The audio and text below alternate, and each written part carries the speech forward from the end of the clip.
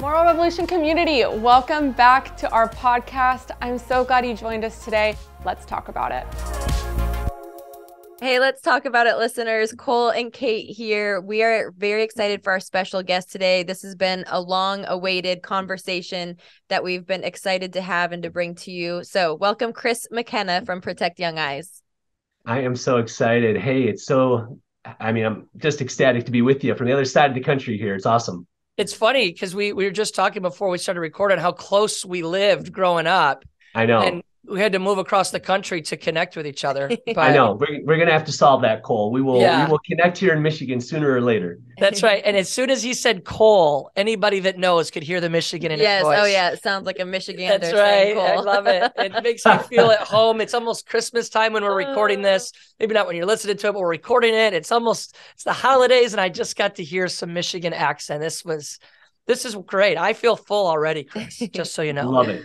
Awesome. So if you're tuning in today, this conversation is going to be amazing for parents. So if you're not a parent, doesn't mean stop listening. You should probably still listen. It's going to be some really, really good content around how do we protect this next generation, Protect Young Eyes is his organization. So even now, while you're beginning to listen, think about a parent you know that you should share this with, because it's going to be really good tips that none of us have parented in a generation like this before. We didn't have internet in our pockets. We were just taught some high schoolers this week, and we were laughing at how they couldn't comprehend what it would mean to not have the internet like at hand. We were like, no, we were around when it was the World Wide Web on the big personal computer in your house with the dial up. They were like, what? Yeah.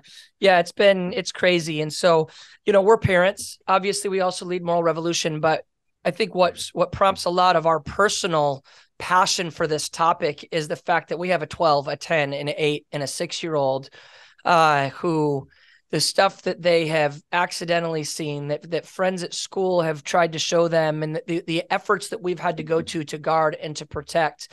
The reality is you can't do it on accident.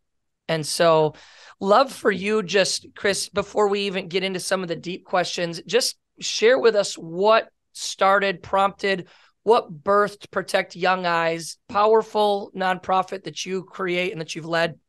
Would love for you just to share with our audience a bit about what that is and where that came from. Yeah, thanks to both of you. So I am a dad too, and a husband. Andrea and I have been married for 23 years now. We have 4 children, ages 11, 12, and 18. I have to think about that because my daughter and then the 3 boys, she just turned 18. So we're in this funny conversation every once in a while where she reminds me she's an adult. I'm like, yeah, but you're still in the house. Nothing's really changed, right? Yeah, but I'm in that mode too, where it's practicing the things that we talk about, as I know the two of you do through Moral Revolution, I'm sure in your home. And I've seen that in your own posts. So I've been on a really interesting professional path, the jobs that I've had. I graduated with a degree in accounting. So for 12 years, I was a business consultant, and I loved that. I had a great job with Ernst & Young, but the Lord called me into the local church. And so in 2009, I left the world of consulting to become a middle school youth pastor, because those are so similar, right? Yeah, so identical. From middle school of all places, right? Seriously. So going from CPA to the craziness of that, but it was on my heart for years. And from 2009 to 2016, that's what I did. And that was the rise of portable internet. Yeah. This is when my amazing 11 through 14-year-olds are starting to carry that World Wide Web in their pocket. And you have to remember, the 12 years before that job, my role was to mitigate business risk. I would go into companies and I would look at a business process, and we would identify all the ways in which it could go wrong. There could be fraud, there could be theft, whatever it was, and we'd put controls in place to mitigate that business risk. So I often see my job or my parenting, professional and parenting, through the lens of risk mitigation. How can I remove the problems, the what could go wrongs in any given situation? Now, we don't want to totally do that for our children, because otherwise we raise a bunch of humans who don't have any resilience for the problems of this world, right? You will have trouble in this world. We know this. Yeah. But at the same time, I was seeing a disproportionate high risk in the decisions that parents were making related to something they didn't understand. And that created all kinds of alarm in me. And so at the same time, there's this personal wrestling that I was going through of coming clean with my own issues with pornography, that from an early childhood exposure led to adult compulsive use and just all kinds of problems in my marriage and other things. And these two things are now colliding where I'm going, wait, if me with all of these tools still couldn't find a way how to use this thing in my pocket in a good God-honoring way, what chance do my middle schoolers have? Yeah, totally. So I started having conversations back in 2014, 2015 with parents at our church. There was an open Wednesday night, a parent teaching night where my boss was like, hey, you have anything you want to teach on? We don't have anything tonight. I'm like, yeah, I've got something. And so I did a talk on internet pornography, which wasn't something that a lot of people were talking about from probably not what he was expecting for the topic. Back in, when you got anything in your pocket, hey, let's talk about porn at church, right? It seems more normal now, but I'm telling you, 6 or 7 years ago, nobody was having this conversation. Yeah. And that led to a closed Facebook group of parents going, hey, tell us about this new Snapchat thing, and that led to a news story here, and that led to launching the website in 2015. And then school started coming to us saying, hey, come talk to our parents, come talk to our kiddos. And that's the organic, sort of God part of this. I never intended to be doing any of this. I'm a CPA who's now in the technology world, but that's our approach. I believe that all of us, whatever role you have, be it a parent, you're an aunt, you're a grandparent, whoever you are listening to this, we all have young people who we can influence. Whether you understand technology or not, you are uniquely ordained to help them. And I want to help each of those roles find practical, non-techie ways to do that. And I believe that it's possible. Man, I do too. Yeah. Because we've seen it. Like, we're seeing it with our kids.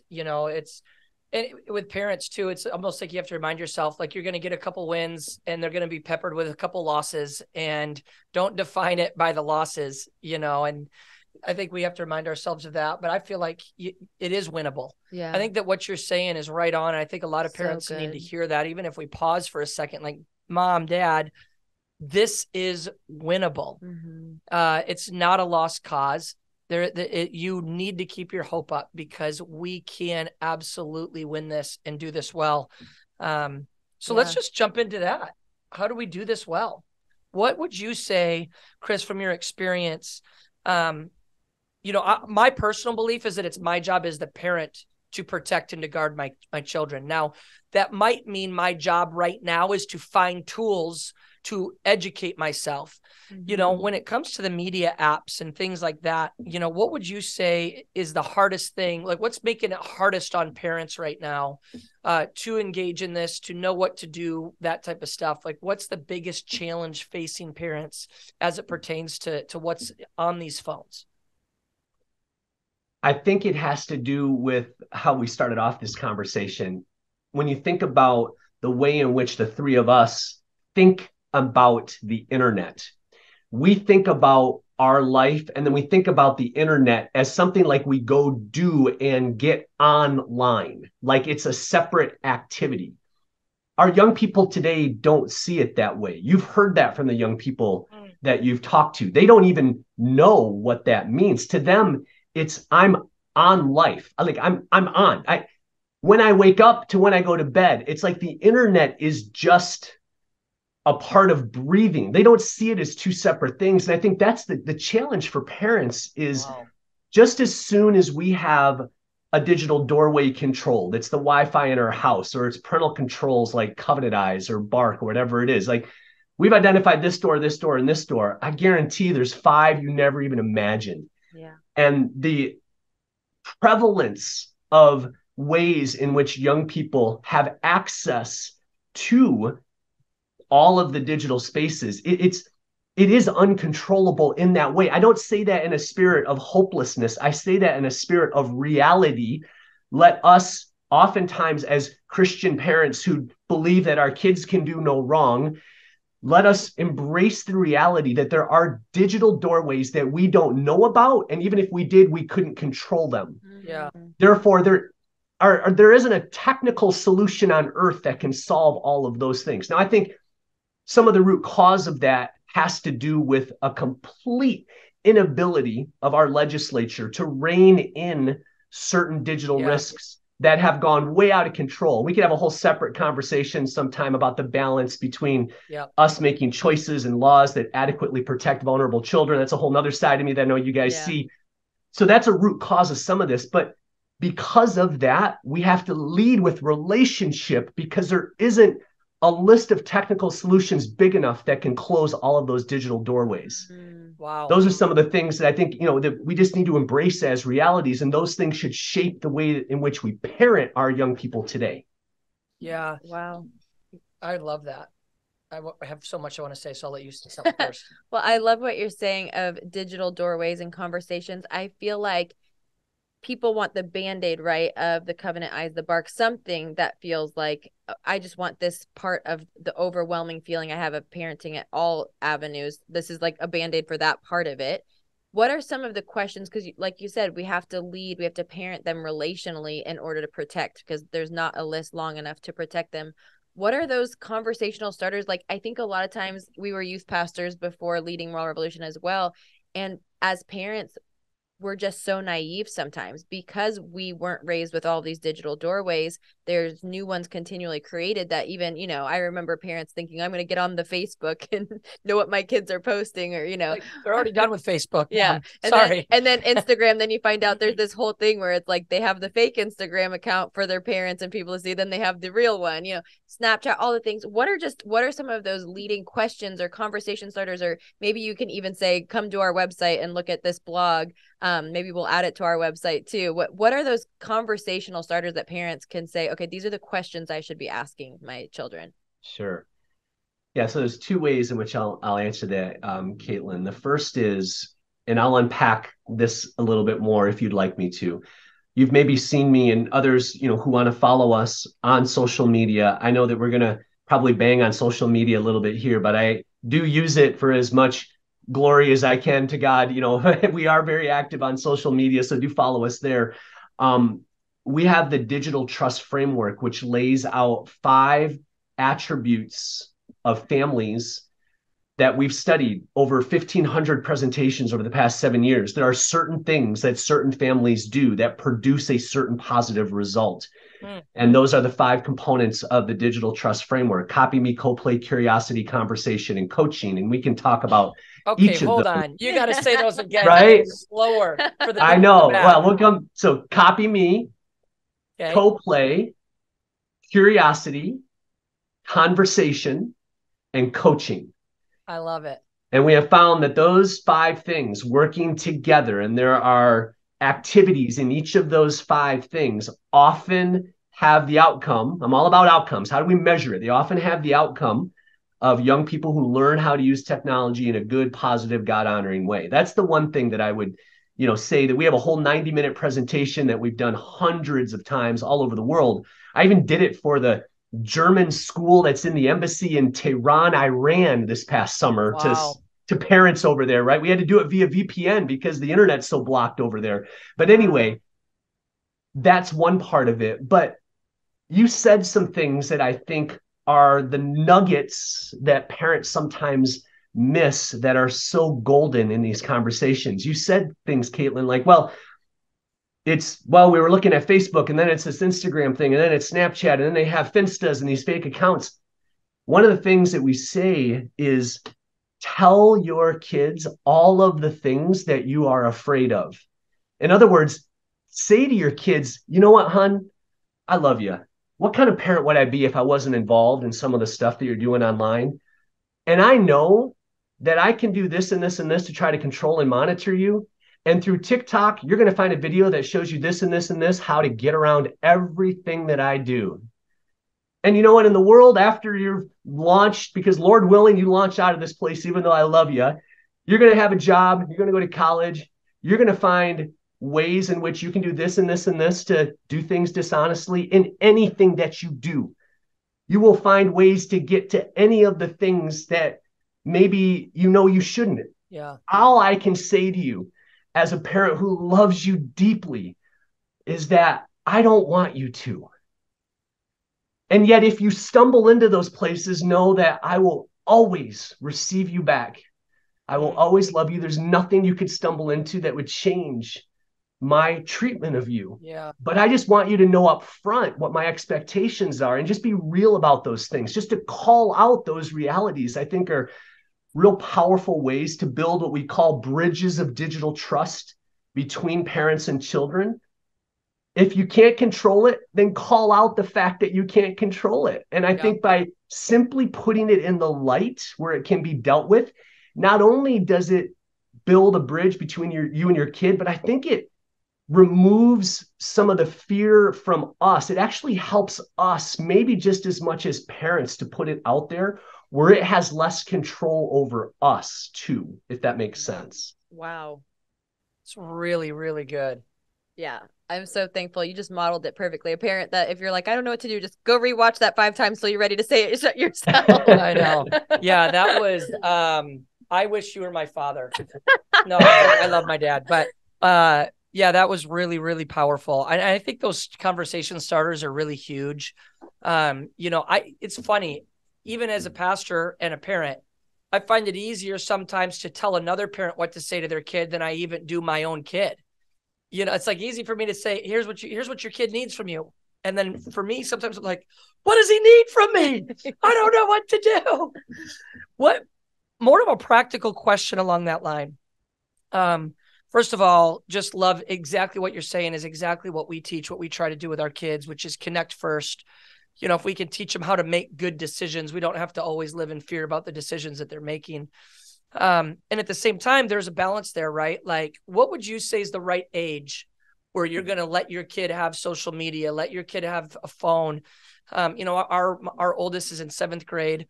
He's got a Gab phone. I don't know if you know what that is. He can only call and text. And he literally, when we gave it to me, he's like, no, I want a phone. We're like, this is a phone. It's actually what this is. He goes, but it doesn't get on the internet. We're like, yeah, that's a computer, son. Good observation. Are you asking for a computer or a phone?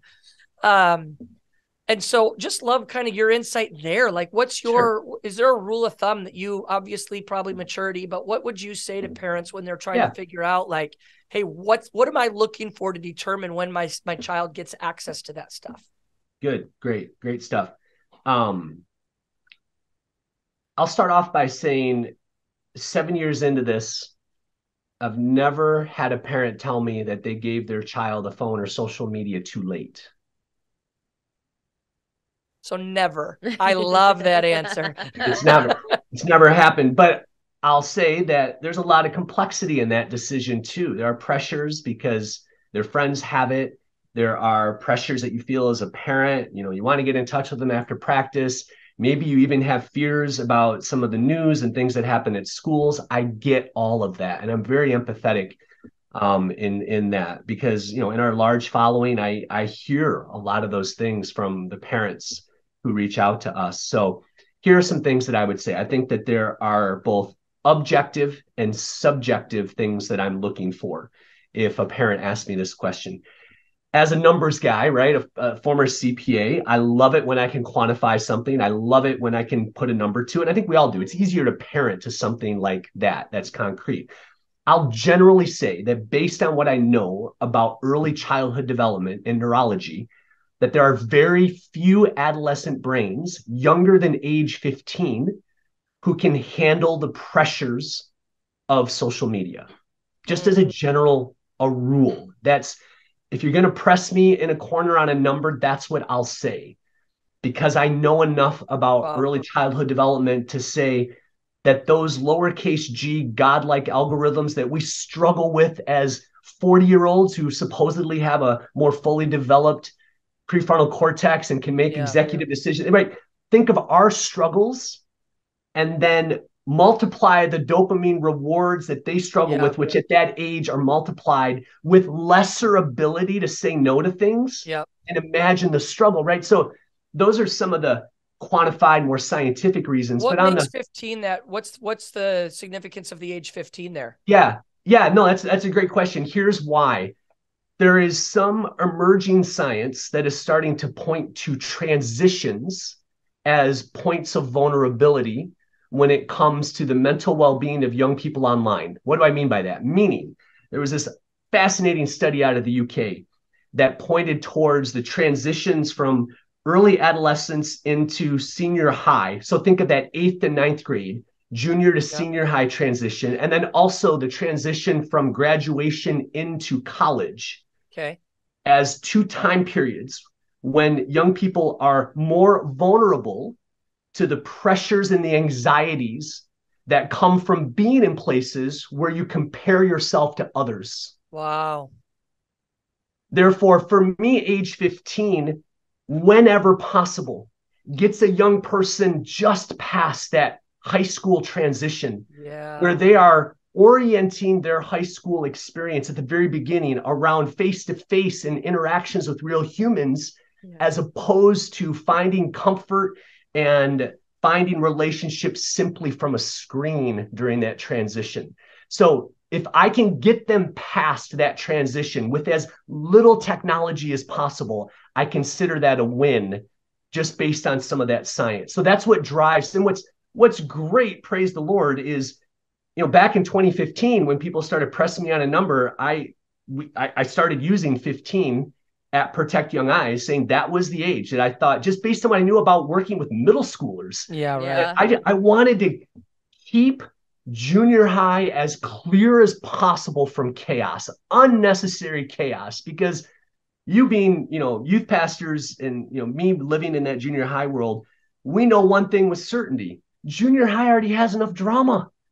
True. It doesn't need any help. And to me, whatever I could do to preserve the fragility and the fabulousness of junior high meant keeping those sort of technologies out of it. So those are some of the drivers, just both from the subjective side. I want to look at a kid and I'm going to ask them some questions. I want to say, hey, tell me 3 amazing things about yourself. And if they don't know enough about their identity and about who they are and about what they love about themselves, then why would I drop that amazing young person in a space that wants to pin all kinds of distorted identities on them from 1,000 different influencers who don't care a lick about them?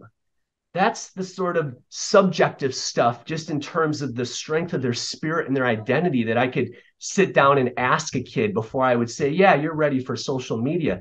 Maybe that's 14, maybe that's 17. I don't know. But so there's a couple of ways that, I know it's a long-winded answer to your question, but it's a complicated, no, Chris, you are a national treasure. That was incredible. And that it was not long-winded. That was perfect. I feel like we had you on this podcast for us and our parenting. I'm glad that everybody else gets to listen, and hopefully it's helpful for them in their parenting as well. Oh, thank you. Love it. Wow. Okay. I have a next question. I'm just like, you're getting me fired up right now. What about predators? Like, how do those conversations go? Like, again, this is actually an area I think we have done well, is preparing our kids for pornography and making them aware of things like in our home. We've done a lot of things.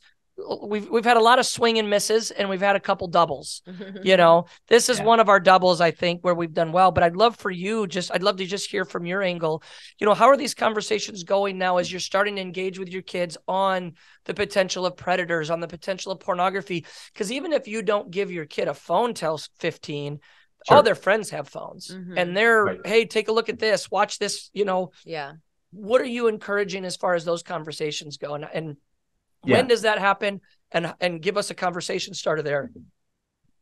Yeah, sure. So that is happening more frequently now with my 11 and 12-year-olds, because when Lauren was 11 or 12, the prevalence of her friends or her being in spaces where technology was, or there was technologies I didn't know about or couldn't control, was a little bit less. So this is definitely something that I think about now quite a bit. And it comes down to really simple stuff. I mean, I don't know if either of you were athletes, and I was a runner, right?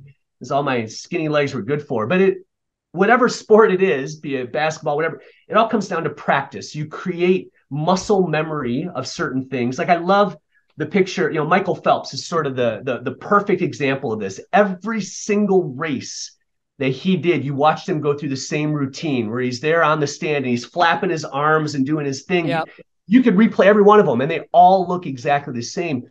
It's that kind of muscle memory that I think is so critical for our young people, whether it's pornography or predators or whatever it is. It's practice, practice, practice. Because it's one thing to say to a kid, hey, if you ever see something that makes you uncomfortable or a bad picture, here's what you do, right? You tell me or whatever it is. That's great. But young people don't think abstractly. And those are words. And in the moment when it happens, those are just words. I'm telling you, the enemy will take those words and it'll start pressing into all kinds of questions like, well, do I tell mom now? Like, mom's busy. Do I interrupt her? Is this, no, I should wait. And then it gets messy. So after I say things to my kids, like, hey, if you see something that makes you uncomfortable, whatever, here's what you do. You actually hand that kid a Chromebook. You hand that kid an iPad and you say, okay, I'm going to put this in your lap. I'm going to go upstairs and I'm going to yell from upstairs, hey, I want you to pretend, or maybe even you text them with your phone and you go, I'm going to text you something that says I'm a creeper. And I want you to do exactly what I just said. I want you to put it down. I want you to walk up the stairs. I want you to open my door. And I want you to say, Dad, somebody just texted me who I don't know.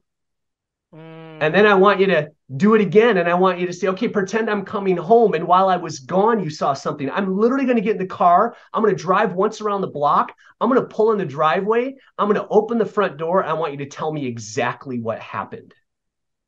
Right? So it's giving them permission through practice to interrupt those sort of rhythms with what you want them to do, so that they know exactly what to do in that moment. You don't give the enemy any time or space to cast doubt, to say, not right now. And like the phrase that I want everybody listening to this to say to their kids as many times as you can goes like this: never a bad time, never in trouble. Never a bad time, never in trouble. Say that to them during all the critical times when you know that they're listening. Car time, meal time, bedtime, together time, whatever it is. Never a bad time, never in trouble. So good, Chris. So, in what age are you starting those practice runs? Are you starting to do that at kindergarten? What's your age that you're doing that at? Yeah, 5. We have a post we wrote called "How to Talk to a 5-Year-Old About Porn." And it goes through some of these practice and all kinds of stories from other parents and my own practice with Blake and my boys, and just kind of what that looks like. So yes, there are plenty of age appropriate ways. In fact, everybody listening to this, an exercise, here over whenever you're listening to this, maybe some of you'll hear over break, other times, whatever. Make a list of all the horrible things that you hope never happen to your kiddos. And then I want you to do some research. Start with us if you want, but go to other places. Find ways to have an age-appropriate conversation about all of them, to practice all of them, right? Whatever it is. So if they're 3, if they're 4, if they have access to a digital device in some way, make sure that at their level, they know how to identify and how to respond. And that's just so important. Oh, that's so good. That's so good. I think it's so important. Some parents, I think I can just imagine, because of the conversations we have with parents, I just had some even just mom conversations at a field trip with moms where I'm like, oh, wow, they cannot believe some of the things that I would tell my kids already. They had, it was, let's see, 8-year-olds, and they hadn't had any conversations around, they whispered sex or anything about it. Yeah. So I'm sure there's some parents listening that are like, oh man, a 5-year-old about porn? What? Help parents understand, because I think what you just did that painted the picture for me, that I'm like, oh, I can see it so clearly, this list of all the things I want to prevent. And then I think what we do is we just stay in denial, think we're creating a bubble. There's no way any of that would happen to our kids. But instead of preparing them for these very real digital dangers and all of this stuff that they're probably sure to face, some of it, how do you what do you say to coach and inspire a parent to just be like, you need to have these conversations probably younger than you think, and here's some reasons why? The first thing I would offer, Caitlin, is for any parent who is feeling some of that, I want to say it's okay that you're feeling that. Don't hear from me that you're a bad parent or doing something wrong if you haven't. If you're saying, oh, crud, she's 8 and I haven't said any of these things, don't believe any lie that says you've done something wrong. That's not true at all. Every child is different. And I may write a blog post which says how to talk to a 5-year-old about porn. And yet I still will say with confidence that every parent listening to this, you know your child 1,000 times better than I do. Mm-hmm. And I have learned one thing, and that is mama's gut's always right. So follow that and use that. And if you think that your 5-year-old maybe isn't quite ready, okay. But the principles there around saying certain age appropriate things, then say what your child is ready for. Mm-hmm. And use it more as a guide instead of a rule. Because I think it's one thing that can happen in a conversation like this is it's easy to walk away feeling guilty. And I don't want any parent listening to this to feel that way. I share and say a lot of things and make it sound like it's a whole lot easier than it is. Sure. And that is certainly not my intent. And for a parent who is feeling that way, then pray for that guidance, read some helpful tips, and then look for those windows of opportunity. Because I think when we hear I have to have a conversation with my kids about porn, we think, oh my gosh, I need to have a PowerPoint and I need to sit down, I need to clap when I'm done, and it's got to be fabulous and brilliant and researched. And I would say none of that is necessary. You're driving to school, you're listening to your favorite song. In fact, you're kind of having a good time. You turn the radio down and there's seat buckled in next to you, a captive audience. You just look at your son or daughter and you say, you know what, hon, man, I love you so much. I just want you to know there's nothing you could ever tell me that you experience in the real world or the digital world that would ever make that change. Yeah. You can tell me anything and then turn the song up and keep driving. Like, parents, that's a porn talk. I mean, literally, it is. Great. You've opened the door. And I have a beautiful story of a mom, if you let me just tell it for 2 minutes here, who she came up to me after a presentation and said, Chris, I did something and I wanted to tell you about it. I want to thank you for it. She was in charge of dinner at night. And you know how kitchens are. Everybody kind of always congregates in the kitchen, right? Kids always end up in the kitchen and hanging out. And she was making something and her 12-year-old daughter was in the kitchen. Mom was not even looking at her. And she just sort of said out loud, hey, hon, I just want you to know that if you ever see anything or you ever experiencing anything online that bothers you, I just want you to know that mom's okay with that. You can come tell me. I really just want you to tell me. All right. Yeah. Okay. Not even sure that her daughter actually even heard what she said. 2 weeks later, she was putting her to bed and her daughter stopped her before she left. And she said, Mom, you said I could tell you anything, right? Like a tremble in her voice, like that was true, right? And proceeded to tell mom something that had happened to her, right? Mom opened the door. Yes. And she just made it available that it was open. And those are some of the rich, simple opportunities that I think we miss. We overcomplicate it, right? We're the ones that are more nervous about saying the word pornography than they are to hear it, right? We bring our own baggage into this. So yeah. Chris, this is so good. I got to ask one more question. Okay. I can't. Listen, there's parents listening that are like, I love when you were sharing like no guilt. I'm like, yes, please, parents, do not walk away from this feeling guilty. What about the parent listening who's like, uh-oh, like my kid already has their own iPad, their login. They go get it in the morning when I'm still in bed. They have their iPhone 14 already and they're on it. I don't really have boundaries. Like, what would you say to that parent of like, okay, you're going to get to go have some conversations with your kids where you might be backstepping, adding some boundaries. What does that look like? Yeah, that's complicated. So I'll share some things and then each of you who is in that situation will have to apply some things to your own situation that I can't possibly know right now. Let me start off by saying anything that you might do is going to suck. I'm just going to be really honest about and going back to something I said earlier, I want to sit down. Can I just tell you how much I love you? I can't believe it's taken us this long to meet face to face. I just love you. Just keeping it real, man. Keeping it real. And I almost want to say that to a kid. So I'm imagining like a 14-year-old and they've got that new iPhone. They've had it for years. He's kind of looking at him and you go, hun, I'm sorry. I'm sorry that I didn't do the things I should have to prepare you for this amazing device, which I know you love. And I gave it to you. I'm guessing there's things about this you don't understand. And I'm sorry, I probably didn't do a good job preparing you for it. Now, I've learned some things about this device that I wish I would have known before. I'm going to tell you right now that I'm not going to take it away and smash it. Okay, so Scout's honor. I'm not going to do that. But I would like to make some changes. I'm going to own up front that you're not going to like all of them. But I want you to tell me when that is. And I promise to listen. I can't possibly let you have it exactly the way you want it, because what kind of parent would I be? I'm doing these things because I love you, but I'll listen. And where possible, I want to try to figure this out together. So here are some things I would like to do. List them out. And like wherever possible, this is the principle that each parent listening to this is going to have to apply uniquely to their situation. Wherever possible, look for opportunities for co-decision making, co-ownership. Yes. Look for agency wherever possible, because whether you're 14 or 40, you want agency in the things that are impacting you. You want to have a say.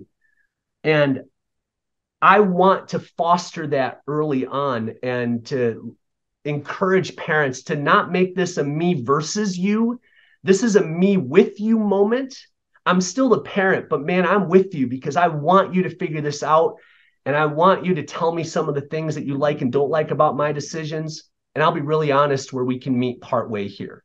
And so it just, whatever ridiculous authenticity you can bring into that conversation, I think is going to help. But own up front the apology, own up front the difficulty. And I think that mitigates the whole tension around it a little bit. That's what I would say. Man, that's really good. That would be a hard convo. It would be. Yeah. Hopefully a lot of people are able to have that. Okay. So we have to wrap up. I don't want to wrap up. I know. But we are going to have to do lots more things together. I demand it. But I'd love for our audience to just figure out, how do they follow you? How do they connect with you? How do they get more of the content you guys are creating and your resources? Sure. For the person that maybe has never heard of you, if there is such a person out there, tell them how they find you. Yeah. So the name Protect Young Eyes is likely going to point you toward many of our digital spaces, whether that's our website, protectyoungeyes.com, following us on social media, primarily Instagram, also on Facebook. And we have a Twitter account, but let's all agree that Twitter kind of brings out the worst of humanity. We're out there, but those are the keywords. But like, although active there, we have a free newsletter. I hate that terminology, but we call it the PYE download. We're doing that research. We're going out into the digital news and trying to pull out those nuggets that are most helpful for parents.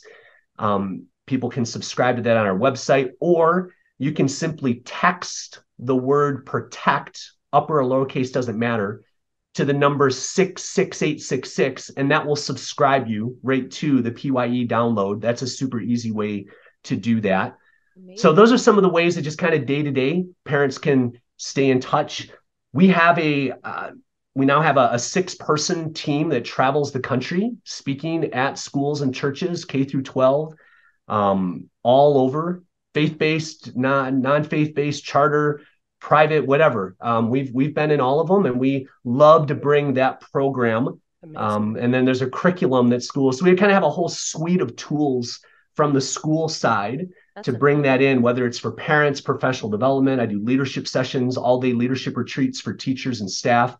So we want to help from both sides. We talk about building a bridge of trust between parents and kids, but we also look for opportunities to build that bridge between school and home, because so many schools deal with 17-hour problems every morning at 8 a.m. Those are the things that have been brewing from 3 p.m. until 8 a.m. every day. Yep. And if we can create bridges between terminology and mindsets and ways of thinking between what's happening during the 7 and the 17, then homes and schools are in a better spot. So those are the sort of programs and frameworks that we bring, that anybody could come to our website and kind of find the path to those things. Wow. Chris, and just to make sure we've got it right, that text would be, you're texting the word protect to 66866. Is that correct? You got it. Great. We're going to put it in the show notes so that people can see that. Man, thank you. Thank you for your time, Chris. Thank you for what you're doing. Yeah, and for your time to carve some time out with us. We are honored, challenged, and challenged in some areas and encouraged in others, because I'm not doing everything wrong, just a couple things. But man, I could just gush about how much I love this podcast. Thanks for joining us. Yeah, thank you. And parents, feel free to listen to this multiple times and take notes. Well, I'm going to be send listening it to your spouse. Say, we need to listen to this together. It might even be a date night conversation of let's listen to this on the drive to and from a date, because we need to make some changes in our home. I don't know that I don't agree with that like, advice. That's not romantic. I don't think you want to hear about what you should be doing different after a date in your parenting. Okay. That wouldn't be my chosen time. But we'll let you parents figure that out. Goodness, that's right. That's probably true. That's the mom and me. All right. Have a good one, y'all. We'll see you next time. Let's talk about it.